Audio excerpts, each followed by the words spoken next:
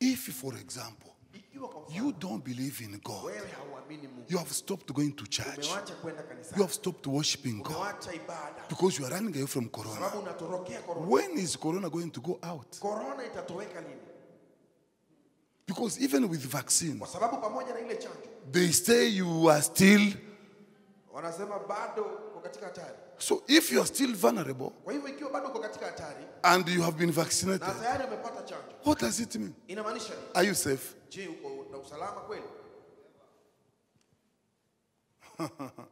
So now, what you need is to believe in the word of Jesus. What does he say? He says, I will protect you. What does he say? He says, what will separate us from him? What does he say? He says, the thief comes to do what? To steal and to do what? And to do what? But I have come to do what? To give life. So you have life in abundance. That's the work of Jesus. That's what he says. That is your portion. Now try to imagine if you move by the radio. This radio guy, whatever he releases is human, is philosophical, is medicinal, it is worldly. It's not the word of God. Even though God has given all these people wisdom and knowledge to serve us, but together they are serving us. Whenever their knowledge goes against the word of God, automatically we understand this knowledge needs to be prayed for. Yes. Are we in this place? Because today, people just share anything. They share anything. But what are you sharing? Do you test what you share to the word of God? Whatever you see in the media, social media, you need to take it and measure it to the word of God. Look at it through the gospel, through the teaching of Jesus, before you make any decision, before you subscribe to it, before you swallow it. Look at it in the light of the word of God. So you make a decision to believe in it or not. Faith comes from hearing, hearing from the radio. Faith comes from hearing, from social media. Faith comes from hearing, from good journalists, from good writers, bestsellers. Faith doesn't come from bestsellers. People who write good books. No. Faith comes from God. The word of God. Whatever he speaks is final. Whatever he speaks, we believe in. Listen and listen well. Faith comes from hearing the word of God, not the word of wise men. Faith comes from the wisdom of God, not rich people. Somebody very rich will tell you, you know how I became rich? I became rich because of I did this and that. We become rich in Christ Jesus. Our formula of becoming rich is totally different from the formula of other people.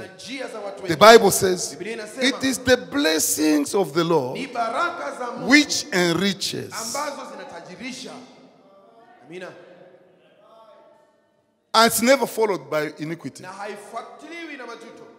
So we believe in God, we serve him, we do our job, and God says, I will bless the work of your hands. I will bless your basket. I will bless you when you go out. I will bless you when you come in. That is the word of God. So we are blessed when we obey God, when we follow His word, when we do what He tells us to do. That's when we are blessed. Faith doesn't come from a political gathering, from a political party, from maybe a democratic vote. Okay, many people have subscribed to this one, to this idea. So this is the idea. That's not the idea. The idea is what comes from God. If it is politics, we do it by justice. Through justice. When we pronounce our judgment, we are just. We do it with the respect of God. We do it with fairness to everybody. We don't build it on injustice, nepotism, bad mind that is spoiled, stingy people, corruption, and so on. We don't do that. Oh, because this is what many people have believed in. Let them believe. One day a child of God told me, he went somewhere and then he was given a job to perform. And then while performing the job, another guy came and said, I want you to help me. And I know I want to pay you. I want to give you huge money. How much do you want? He mentioned certain millions. I want to give you these millions. This child of God said, no, I don't need your millions. I need the little that God is giving me. And I'm happy with it. Not your millions. You can receive those millions. They come and sweep out everything you have labored for. Because you are a fool. You don't understand how the kingdom works. What God gives you is enough. Remember, I told you, whatever God has not ordained for you cannot progress, cannot stand in your hands. He refused. And the people in that committee, they told this child of God, you are crazy. We want the money. We will receive the money. You stay aside. You just watch as we eat money. And he told them, it's the money. So they took money. That's how you see people. Some, maybe in this city, they live large. You think they are living large. They are not living large. Because they are captives.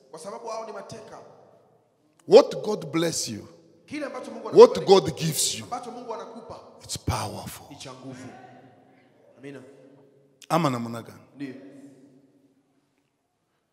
Faith doesn't come from philosophers and poets, good speakers. These days there are people we call, how do you call them? These who speak nice. Orators. Motivational speakers. That's their name. Motivational speakers. So when they speak sweet words. But it doesn't mean because they speak sweet words, the sweet words will become your portion. No. Only what God speaks has life, has power to transform, to bless, and to guide.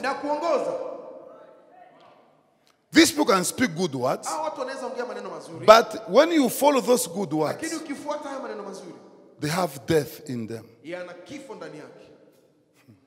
Jesus preaching the gospel. Yesu akihubiri injili, A woman came mwanamke akaja in the crowd. katika umati. She said, "Yeah! What a man is this one? Huyu ni mtu wa namna gani? What a man is this Huyu one? ni mtu wa namna gani? What a mother who gave this to birth to this one. Aliyezaa mtu kama huyu. Blessed are the breasts that breastfed you." Yamebarikiwa matiti yaliyokunyonyesha. What did Jesus say? Yesu alisema nini? Did he say, "Thank you very much for giving me congratulations"? Kunipa hongera. He said, "Shut up." Sema nyamaza. It's not about the breast that breastfed me. It's about the kingdom. It's about the word of God. It's about receiving that which God is releasing to you. That's what gives life. Hiyo ndio inapeana maisha. Bwana asifiwe. Amina. Oh no, they have to shower me with flowers. Which flowers? Which flowers? One day, Jesus says, "I'm going to Jerusalem to die." And then Peter came. "You cannot die." God forbid. The devil is a liar. You shall live. We are here to enjoy the benefit. Jesus looked at him and said, "You devil, go behind me, because you don't know the knowledge, the wisdom, the plan of God. You talk like a man, not like God." Behind me. When you look at his words, they were nice words. You cannot die. Why should you die? We need you. You must live long and preach the gospel. We enjoy bread wherever we go. We eat fish. Huh? You cannot die.